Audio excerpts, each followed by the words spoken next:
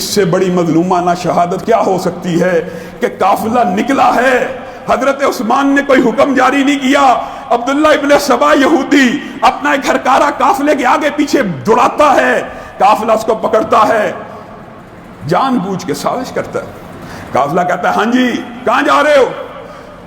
جان بوجھ کے یہ ایک ہیلا کرتا ہے، کہتا ہے امیر المومنین کا خط لے کے جا رہا ہوں مصر کے گورنر کے نام۔ اچھا کیا خط لکھا ہے؟ ہاتھ پکڑتے ہیں، ہاتھ کے اوپر جعلی حضرت عثمان کی مہر لگائی ہوئی خلافت کی، اور اس کے اوپر لکھا ہوا اس پورے قبیلے کو، اس پورے قافلے کو، یہ جب پورے کا پورا وفد ہے جب مصر میں پہنچے قتل کر دینا۔ جھوٹ، الزام، بہتان، سازش عبداللہ ابن سبا نے گڑی۔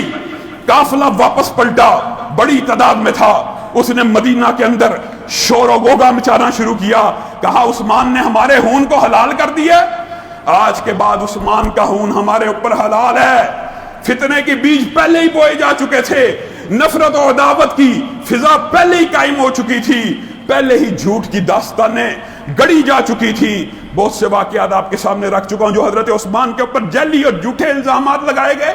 ان میں سے ایک الزام یہ بھی تھا، حضرت عثمان نے یہاں پہ بھی اپنے آپ کو صاف کرنے کی کوشش کی، کہا مہر میری نہیں ہے، اگر کوئی گواہ ہو میں نے لگائی ہو، دستخط میرے نہیں ہیں، اور میں تو کتنے عرصے سے باغیوں کی سرکوبی کے لیے اپنے صحابہ کو نہیں کہہ رہا، میں تو ان کو کچھ نہیں کہہ رہا، تم یہ سمجھتے ہو میں تمہارے قتل کا آرڈر جاری کروں گا؟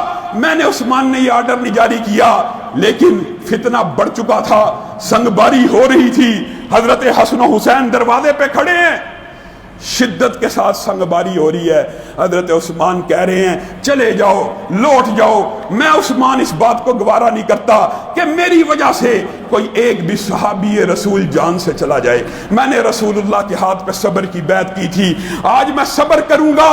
کاندھے حسن و حسین کے چور ہو گئے، چلے گئے، گر پڑے، چلے گئے۔ لیکن یہ بھی جو اعتراض ہے، پچھلے جمعے میں بھی آپ کو کہا تھا 700 سے زائد صحابہ مدینہ میں موجود، یہ حضرت عثمان ان کو درس دیا کرتے تھے، اگر میری سموتات، اگر مجھے خلیفہ مانتے ہو تو میری وجہ سے مدینہ کی حدود حرم کا لحاظ رکھنا، اس حرم کی عزت کو برقرار رکھنا، یہاں پہ تلواروں کو بے نیام نہ کرنا۔ لیکن ظالم جابر باغی کس قدر ظالم تھے، آخری دن حضرت عثمان نے جس دن شہید ہونا تھا، فجر کی نماز سے کچھ دیر پہلے اٹھے ہڑبڑا کے، نائلہ ہاں جی سرتاج، آج نبی کریم صلی اللہ علیہ وسلم خواب میں آئے، کیا کہتے ہیں؟ نبی کریم صلی اللہ علیہ وسلم نے مجھے صبر کی تلقین کی ہے، بشارت کی ہے، اور ایک بات کہی ہے، آج میرا کلیجہ ٹھنڈا ہو رہا ہے۔ کیا بات کہی ہے سرتاج؟ نبی کریم صلی اللہ علیہ وسلم نے کہا ہے روزہ رکھ لینا، روزہ رکھ لینا، آج کے دن افطاری میں محمد صلی اللہ علیہ وسلم اپنے ہاتھوں سے کرواؤں گا۔ حضرت عثمان نے کہا روزہ رکھا، اور پجامہ لے کے آؤ۔ پجامہ عرب نہیں پہنتے تو پہنتے، بالعموم پجامہ منگوایا، نائلہ پجامہ لے کے آنا۔ سرتاج آپ تو پجامہ پہنتے ہی نہیں، دھوتی نما کرتا عربوں میں عام تھا، پجامہ نہیں تھے پہنتے۔ آج مجھے شہید کیا جانا ہے، ایسا نہ ہو میں عثمان دنیا سے رخصت ہو رہا ہوں، میری شرمگاہ، میرا ستر بے حجاب ہو جائے۔ اور حضرت عثمان تو لوگوں وہ تھے، اللہ کی قسم، ابو بکر آئے، نبی کریم کی ران کے اوپر سے کپڑا ہلا ہوا، عمر آئے، نبی کریم کی ران کے اوپر سے کپڑا ہٹا ہوا، عثمان آئے، فٹافٹ ران کے اوپر کپڑا ڈالا۔ حد سے زیادہ ابو بکر و عمر کے وقت میں بھی تجاوز نہیں تھا کیا ہوا، لیکن عثمان آئے، اچھی طرح ڈھانپا۔ امی عائشہ نے کہا بابا ابو بکر آئے، عمر آئے، آپ نے کوئی پرواہ نہ کی، آپ کے دماد آئے، آپ سیدھے ہو کے بیٹھ گئے، ران کو ڈھانپ لیا۔ اور میں عثمان کی کیوں نہ حیا کروں، عثمان تو ایسا ہے آسمان کے فرشتے بھی اس کی حیا کرتے ہیں۔ ان بے غیرتوں بے حیاؤں نے اس عثمان کی حیا نہ کی۔ حضرت عثمان روزہ رکھنے کے بعد باغیوں سے خطاب کرتے ہیں، آج مجھ سے پانی روکتے ہو، میرے عثمان کا پانی بند کر رہے ہو، 40 دن ہو گئے ہیں کڑوے پانی سے روزے کو افطار کر رہا ہوں، آج بھی میرا پانی بند کرتے ہو۔ تمہیں نہیں پتا میں وہ عثمان ہوں کہ جس نے بیر روما کو خرید کے دیا، جس نے خرید کے دیا اس کے اوپر اسی کا پانی حرام کرتے ہو۔ آج مجھے مسجد النبوی جانے کی اجازت دو، باغیوں نے اجازت نہیں دی اور کہا آج اس مسجد النبوی میں جانے سے روکتے ہو جو عثمان نے اپنے پیسوں سے خریدی تھی، اور عثمان کے باغی لشکر کا جو سپہ سالار تھا وہ مسجد النبوی میں جماعت کرواتا تھا۔ صحابہ حضرت عثمان کے پاس آئے، یہ اس رات سے پہلے کا واقعہ ہے، ہمارے دلوں کو چوٹ لگتی ہے، ہم اس کے پیچھے نماز نہیں پڑھ سکتے، خشوع و خضوع نہیں ہوتا، ہم ان کے پیچھے نماز پڑھنے کو ہمارا دل نہیں کرتا۔ حضرت عثمان کے اوپر قربان جائیں لوگوں، کوئی اپنے دشمن کے ساتھ یہ معاملہ کر سکتا ہے؟ کہتے ہیں نماز تو بڑا اچھا عمل ہے، نماز تو اللہ کے نبی کی سنت ہے، نماز تو مسلمانوں کے اوپر فرض ہے، جب وہ پڑھا رہے ہوں پڑھ لیا کرو، جب وہ بغاوت کریں تب ان کا ساتھ نہ دیا کرو۔ اپنے باغیوں کے بارے میں یہ الفاظ کہہ رہے ہیں، میرے سے کھانا پینا مال روکتے ہو۔ حضرت عثمان کی مظلومانہ شہادت سے قبل یہ ان کی جو تقاریر ہیں باغیوں سے، اگر کوئی صاحب دل ہو یقین مانیے کہ اگر پڑھنا شروع کرے انسان کی آنکھوں سے آنسو زاروں قطار جاری شروع ہو جائیں، زاروں قطار بہنا شروع ہو جائیں۔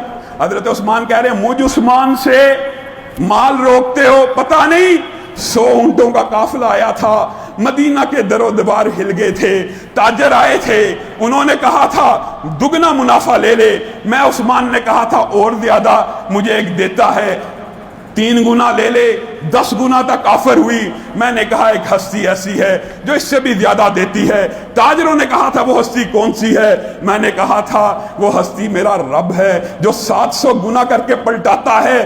یہ عثمان 100 کے 100 اونٹ مال سے لدے ہوئے اللہ کی بارگاہ میں خیرات کرتا ہے، انفاق کرتا ہے۔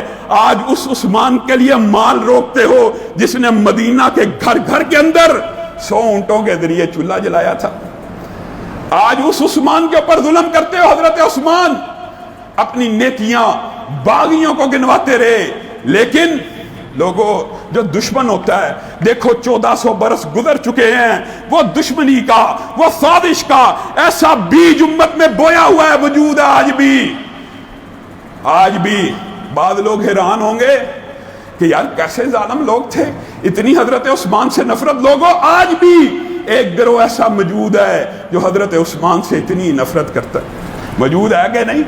کس وجہ سے؟ نہ کوئی صحابیت کا خیال، نہ حضرت عثمان کے اسلام کے اوپر کیے گئے احسانات کا کوئی بدلہ۔ باغی بڑے جب بھی بڑھتے حضرت عثمان تقریر کیا کرتے تھے، چند الفاظ کہا کرتے تھے، باغی آگے بڑھا، حضرت عثمان نے کہا وہ دن بھول گئے ہو جس دن عثمان کا کیا ہوا صدقہ نبی کریم اپنے ہاتھوں سے خوشی کے ساتھ کھیل رہے تھے اور کہہ رہے تھے عثمان آج کے بعد کوئی عمل بھی نہ کرے جنت میں داخل ہو جائے گا۔ وہ دن بھول گئے ہو جس دن بدر کے مقام کے اوپر سارے کے سارے نیزے عثمان کے تیار کردہ تھے۔ وہ دن بھول گئے ہو جس دن غزوہ تبوک کے موقع کے اوپر سارے کے سارے اونٹ عثمان کے عطا کردہ تھے، لیکن باغیوں کے دل میں کوئی رحم نہ آیا۔ آگے بڑھے، حضرت عثمان نے کہا قرآن فیصلہ کرے گا۔ اس باغی کا دل نرم تھا، واپس پلٹ گیا۔ دوسرا آیا، حضرت عثمان کی گردن کو دبایا۔ حضرت عثمان نے کہا اللہ کا قرآن تیرے میرے درمیان فیصلہ کرے گا، اللہ کا قرآن تیرے میرے درمیان فیصلہ کرے گا۔ وہ بھی گھبرا کے واپس چلا گیا۔ تیسرا آیا، اس نے تلوار کو نکالا، حضرت عثمان کے اوپر وار کیا۔ حضرت نیلہ نے اپنے ہاتھوں کو آگے کر دیا، اور ظالموں کیا کرتے ہو؟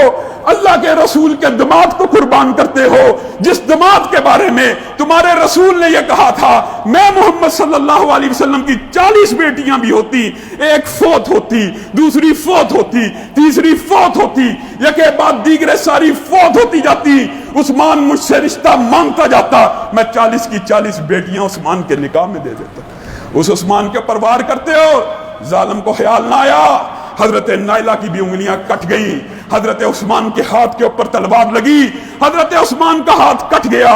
حضرت عثمان نے سسکی بری، کہا بہت ہی بڑا ظالم ہے، بہت ہی بڑا فاسق ہے، بہت ہی بڑا فاجر ہے تو نے اس ہاتھ کو کاٹ دیا جس نے سورت حجرات سے لے کے ناس تک اپنے ہاتھوں سے تحریر کیا تھا، تو نے اس ہاتھ کو کاٹ دیا جس ہاتھ کو نبی کریم صلی اللہ علیہ وسلم نے کہا تھا یہ عثمان کا ہاتھ ہے، اپنے ہاتھ کو، اور اس ہاتھ کے اوپر تیرے اور میرے رب نے اپنے ہاتھ کو رکھ دیا تھا جس کو بیت رضوان کہا گیا، تو نے اس ہاتھ کو کاٹ دیا۔ شقی القلب تھا، گردن کے اوپر وار کیا۔ حضرت عثمان مظلومانہ شہادت کے منصب پہ فائز ہوئے۔ اور حیران کن بات پتہ کیا ہے؟ جب کوئی شہید ہوتا ہے میدان گواہی دے گا، خون کا قطرہ جہاں گرے گا شہادت کی گواہی ہوگی۔ عثمان کے سامنے قرآن کھلا ہوا، آیات کون سی ہیں؟ فَسَيَكْفِيكَهُمُ اللَّهُ، یہی آیت جو خطبے کے شروع میں پڑھی، فَإِنْ آمَنُوا بِمِثْلِ مَا آمَنْتُمْ بِهِ فَقَدِ اهْتَدَوْا، اگر ایمان لاؤ ان صحابہ جیسا لے کے آؤ، اللہ تمہارا ایمان قبول کرے گا، تمہیں ہدایت دے گا۔ اگر ایسا نہیں لاؤ گے، حضرت عثمان کے خون کے قطرے جن الفاظ پہ گرے، ترکی کے میوزیم کے اندر وہ قرآن آج بھی موجود ہے، گواہ ہے۔ کل قیامت کے دن اللہ کا قرآن گواہی دے گا، فَسَيَكْفِيكَهُمُ اللَّهُ، اے عثمان انشاءاللہ اللہ تیرے لیے کافی ہو جائے گا۔ اللہ کہہ رہا ہے میں کافی ہونے والا ہوں، میں سننے والا ہوں، میں جاننے والا ہوں۔